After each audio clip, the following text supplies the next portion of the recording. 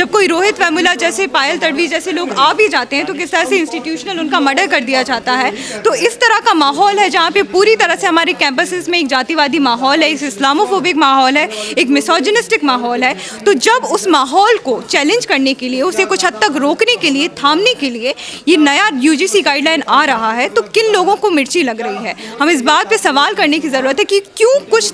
Certain तबके हैं, एक सवर्ण जाति के तबके हैं जो इस बात को सोच के बैठ गए हैं, मान के बैठ गए हैं कि इन स्पेसेस में सिर्फ उनका राइट है पढ़ने का, और वो बात उनसे नहीं बच पा रही है जब इस तरह का कोई कानून लाया जा रहा है जो इन तबकों को, पिछड़े तबकों को मजबूती दे। कितनी यूनिवर्सिटीज़ में सवर्ण जाति के लोग वीसी बन के बैठे हैं, प्रोफेसर बन के बैठे हैं, किन जाति के लोगों को बहुत जल्दी प्रोफेसरी मिल जाती है, प्रमोशंस मिल जाते हैं। वहीं दूसरी ओर हम देखते हैं कि जो बाकी मार्जिनलाइज सेक्शंस हैं, अगर आप एलिजिबल भी होते हैं तो आपकी सीट्स को एनआरएस कर दिया जाता है। जब आप स्टूडेंट बन के कैंपसेस में आते हैं तो एलिजिबल होते हैं और उसके बाद ही कुछ समय में आपको कहीं फेल कर दिया जाता है। तमाम तरह के इंस्टीट्यूशनल तरीके से, सिस्टमेटिक तरीके से आपको परेशान किया जाता है। उसके केसेस हमने देखे हैं कि लगातार कितने दिनों से पूरे तमाम देश भर में यूनिवर्सिटीज़ में दलित स्टूडेंट्स को मजबूर किया गया है कि वो सुसाइड कर लें। तो इन चीज़ों के खिलाफ जब एक रेगुलेशन आ रहा है तो मुझे लगता है कि उसे वेलकम किया जाना चाहिए। और ये सवाल मुझे लगता है कि इसलिए भी ज़रूरी है क्योंकि हम देख रहे हैं कि चाहे संविधान एग्जिस्ट कर रहा है, लेकिन तमाम तरह की इस तरह की घटनाएं हो रही हैं। इस्लामोफोबिया फैल रहा है,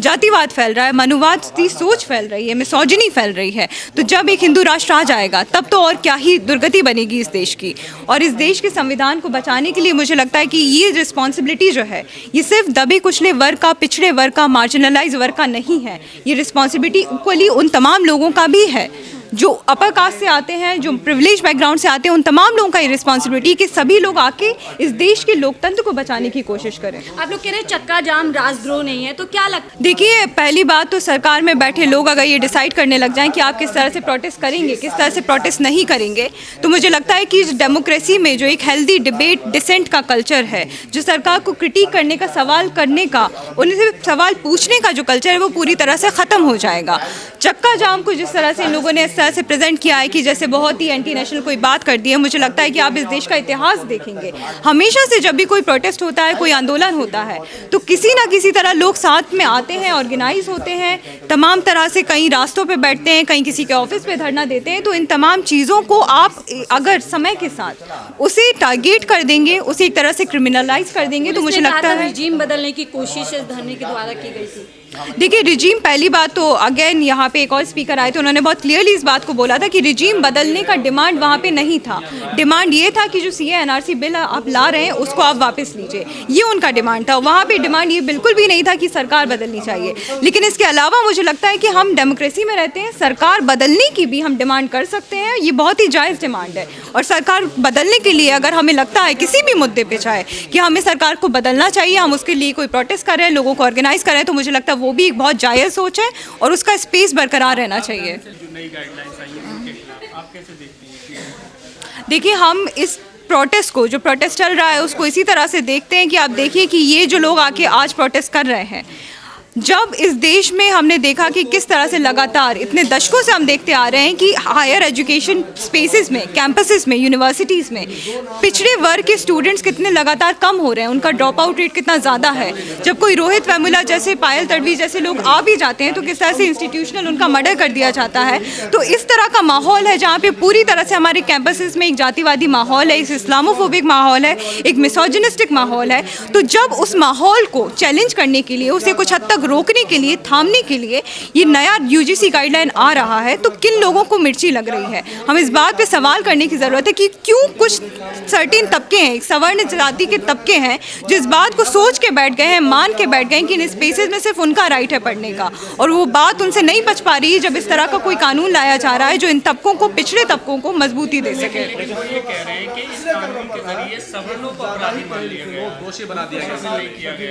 नहीं, मुझे नहीं लगता कि उनको कोई तरह से क्रिमिनलाइज किया गया है या कहीं पे भी उस बिल में ये बात कही गई है कि वो क्रिमिनल है या उनको किसी बात का दोषी माना गया है। मुझे लगता है कि जब डिस्क्रिमिनेशन होता है, चाहे किसी भी बुनियाद पे डिस्क्रिमिनेशन होता है, जो डिप्रेस्ड कम्युनिटीज़ हैं, जो अप्रेस्ड कम्युनिटीज़ हैं, अगर उन लोगों को स्पेस दिया जा रहा है, इसका मतलब ये बिल्कुल भी नहीं है कि जो कम्युनिटीज़ प्रिविलेज्ड है उनको क्रिमिनलाइज किया जा रहा है। देखिए, पहली बात तो ये है कि वो जो कमेटी बनाई गई है, जो इक्विटी की कमेटी है, वो इस चीज़ को देखने के लिए है कि जो डिस्क्रिमिनेटेड सेक्शंस हैं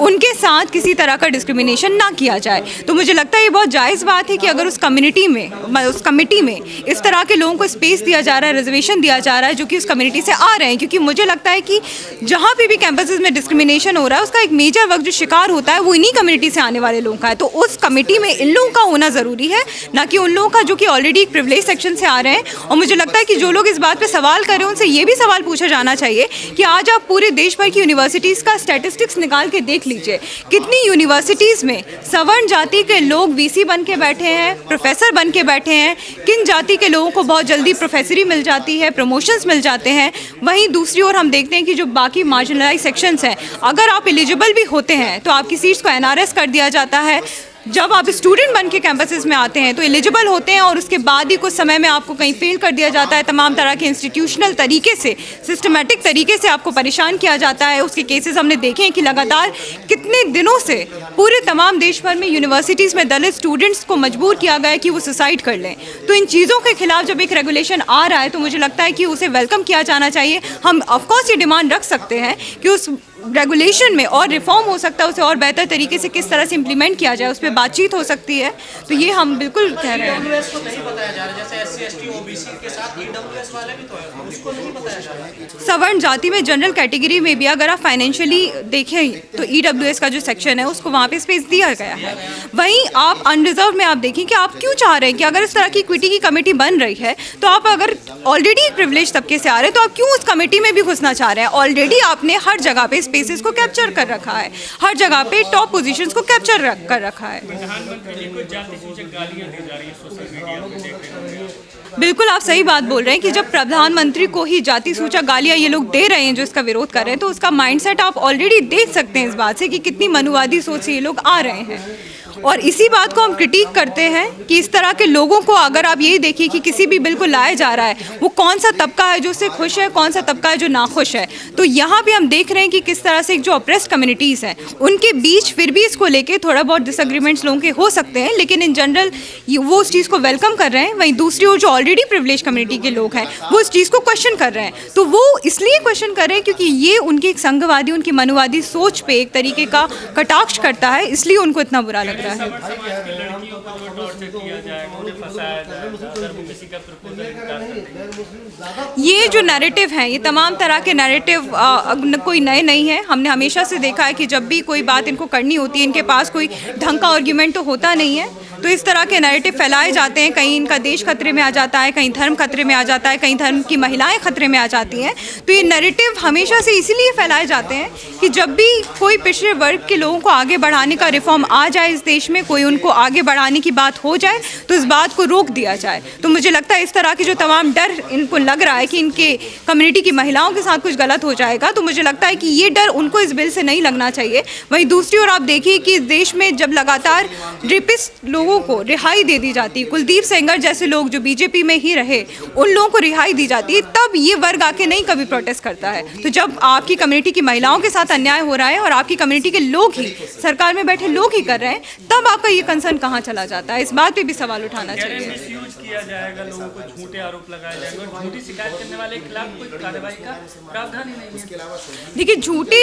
आरोप लगाए जाएंगे, इस तरह का नैरेटिव आप अगर बना देंगे तो इस देश में कोई भी कानून नहीं लाया जा सकता है, कोई भी बेहतर कानून नहीं लाया जा सकता है। चाहे दहेज को लेके भी हमने स्ट्रिक्ट कानून बनाए, महिलाओं की प्रोटेक्शन में स्ट्रिक्ट कानून बनाए, तो अगर आप यही नैरेटिव के बेसिस पे कानून बनाने लग जाएंगे कि इनका मिसयूज़ होगा, तो मुझे लगता है फिर आप कोई भी कानून नहीं बना पाएंगे। तो ये जो पूरा नैरेटिव है इस बात को ही दिखाता है कि उनके पास कोई प्रॉपर आर्ग्यूमेंट नहीं है कि वो क्यों इसको नापसंद कर रहे हैं। कि हम पिछले 6 साल से, और हम नहीं, तमाम लोग जो देश भर के इस केस को देख रहे हैं और उससे भी ज़्यादा जो लोग इस चीज़ को भुगत रहे हैं, उनके परिवार के लोग जो उनका इंतज़ार कर रहे हैं, तो 6 साल का जो समय होता है वो मुझे लगता है एक बहुत लंबा अरसा होता है। और आप देखिए कि जिन उम्र में उनको अंदर किया गया, उनकी पढ़ाइयाँ चल रही थी, उनके करियर की चीज़ें चल रही थी और तमाम ज़िंदगी में जो चीज़ें होती हैं वो चीज़ें होती, और उस समय पे आप उनको जेल में डाल देंगे, वो भी बेबुनियाद तरह से जेल में डाल देंगे। आज भी आप देखिए कि बार बार इस बात को दोहराने की ज़रूरत है कि जो तमाम साथी जेल में हैं वो अभी भी अंडर ट्रायल हैं, यानी कि उनका ट्रायल भी अभी शुरू नहीं किया गया है। किसी भी तरह का पुख्ता सबूत उनके खिलाफ जो आरोप लगाए गए, बहुत ही जघन्य आरोप लगाए जा रहे हैं, यूएपीए के तहत उन पर आरोप लगाए जा रहे हैं, लेकिन कोई भी पुख्ता एविडेंस अभी तक भी केस में नहीं प्रेजेंट किया जा रहा है। और उसके बावजूद 6 साल हो गए हैं, वो अभी भी जेल में हैं, अभी भी उनके साथी और परिवार वाले उनके संघर्ष के लिए, उनकी रिहाई के लिए संघर्ष कर रहे हैं लगातार। तो मुझे लगता है ये बहुत ही शर्मनाक चीज़ है कि एक लोकतंत्र में रहते हुए, जहाँ पे एक संविधान है, जहाँ पे एक जुडिशरी है, जिस पे हम सब को एतबार है, लेकिन वो जुडिशरी लगातार हमें इस चीज़ में डिसअपॉइंट कर रही है। ये बहुत ही शर्मनाक है। लेकिन जिन पॉइंटों का, जिन बिंदुओं को आप यहाँ पर दे रही हैं, उन्हीं बिंदुओं पर सुप्रीम कोर्ट ने बात करते हुए कहा कि प्रथम दृष्टया में आरोपी और पर्याप्त सबूत उनके खिलाफ जो है मौजूद है और सिर्फ इस बुनियाद पर उनको रिहाई नहीं दी जा सकती। देखिए, इन केसेस में मुझे लगता है कि सुप्रीम कोर्ट का, अभी यहाँ पे भी काफ़ी स्पीकर्स ने मेंशन किया कि एक तरफ कुछ केसेस में किस तरह से सिलेक्टिव जजमेंट आता है। कहीं पे आप देखिए कि सेम कोर्ट में ये बात कर दी जाती है कि इतना लंबा अरसा होने पे आप बुनियाद नहीं बना सकते रिहाई का।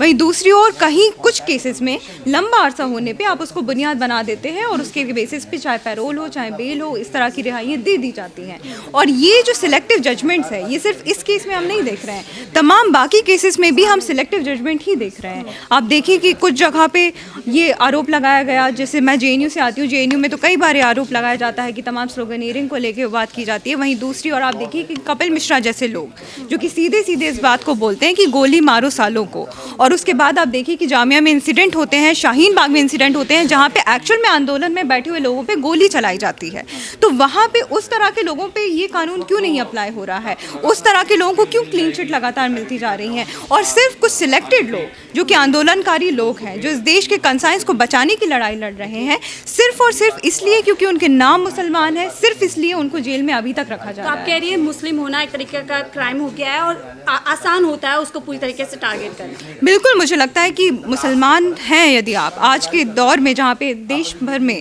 इस्लामोफोबिया इस तरह से व्याप्त हो चुका है, वहाँ पे अगर आप मुसलमान होकर सवाल उठा रहे हैं, और इवन अगर सवाल नहीं भी उठा रहे हैं, तब भी हम देख रहे हैं कि लगातार किस तरह से देश भर में मॉब लिंचिंग की घटनाएं बढ़ रही हैं, मुसलमानों के घरों को डिमोलिश कर दिया जा रहा है, किस तरह से SIR जैसी चीज़ें आती हैं। और अभी आप देखिए कि किस तरह से असम के CM ने जो बयान दिया, इस तरह के बयान दिए जा रहे हैं जहाँ पे मुसलमानों को वोटर लिस्ट से भी उनके नामों को हटाया जा रहा है। 5 रुपए की जगह 4 रुपए। जी बिल्कुल बिल्कुल, इस तरह मुख्यमंत्री कह रहे हैं, मुख्यमंत्री इस तरह की बातें कह रहे हैं, सरकार में बैठे लोग इस तरह की बातें कह रहे हैं, और जब ये बातें वो कर रहे हैं तब आप भड़काऊ स्पीच का इसको काउंट नहीं करेंगे, क्या इस पे आप चार्जेस नहीं लगाएंगे? तो ये जो सिलेक्टिव जजमेंट की चीज़ है, तो मुसलमानों को जिस तरह से टारगेट किया जा रहा है वो खुलेआम इस चीज़ में है। और शर्जील का केस हो चाहे उमर खालिद का केस हो, वो बहुत क्लासिक एग्जाम्पल्स हैं कि कैसे अगर आप एक इंटेलेक्चुअल पढ़े लिखे मुसलमान है, एक पॉलिटिकली अवेयर मुसलमान है, तो किस तरह से आपको टारगेट किया जाएगा।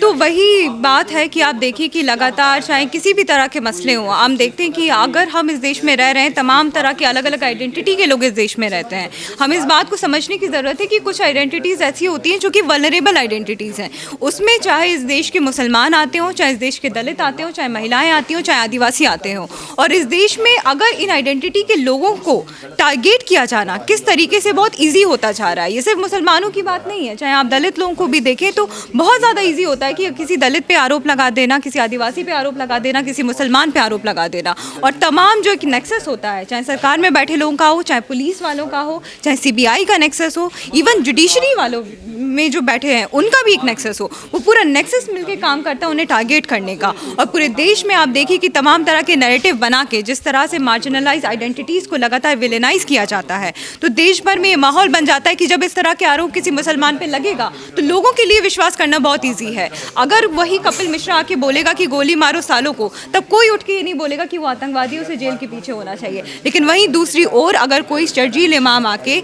इस देश में आंदोलन करेगा तो बहुत ज़्यादा आसान हो जाएगा उसे टारगेट करना, उसे आतंकवादी कह देना, उसे एंटी नेशनल कह देना, उसे सिडिशियस कह देना। तो ये जो तमाम चीज़ें हैं, मुझे लगता है कि इस पे न सिर्फ मुसलमानों को बल्कि तमाम मार्जिनलाइज तबके के लोगों को इस बात को समझने की ज़रूरत है कि वो कितनी वल्नरेबल पोजीशन में है, और उन पे किसी भी तरह का इल्ज़ाम लगा देना कितना आसान हो चुका है। और इस देश की जुडिशरी से, इस देश की सरकार से हमारी यही उम्मीद है और हमारा यही सवाल है कि क्यों आप इस तरह का माहौल बना रहे हैं जहाँ एक और आप आपको इन तबकों को मजबूती देना चाहिए, उन्हें सेफ फील करवाने के लिए कोशिशें करनी चाहिए, रिफॉर्म लाने चाहिए तमाम तरह के। आप दूसरी ओर उन्हीं तबकों पे लगातार जो है एक तरह का अटैक कर रहे हैं, उन्हें टारगेट कर रहे हैं और इससे आप लोकतंत्र को मिटाने की कोशिश कर रहे हैं। बार बार ये सवाल आता है कि इन तमाम लोग वर्ग से आने वाले लोग एंटी नेशनल हो जाते हैं, लेकिन हमारा सवाल ये है कि इस देश में संविधान एग्जिस्ट करता है, हम सभी यहाँ पे इक्वल नागरिक हैं और हम सभी वही इक्वालिटी के साथ, वही डिग्निटी के साथ रहना चाहते हैं। तब ये हाल है जो हिंदू राष्ट्र की जो कल्पना मांग कर रहे हैं, जी। तब क्या होगा दलितों से लीडरशिप को किल कर? बिल्कुल, मुझे लगता है ये बहुत जायज़ सवाल है और हम सबको पूछने की ज़रूरत है।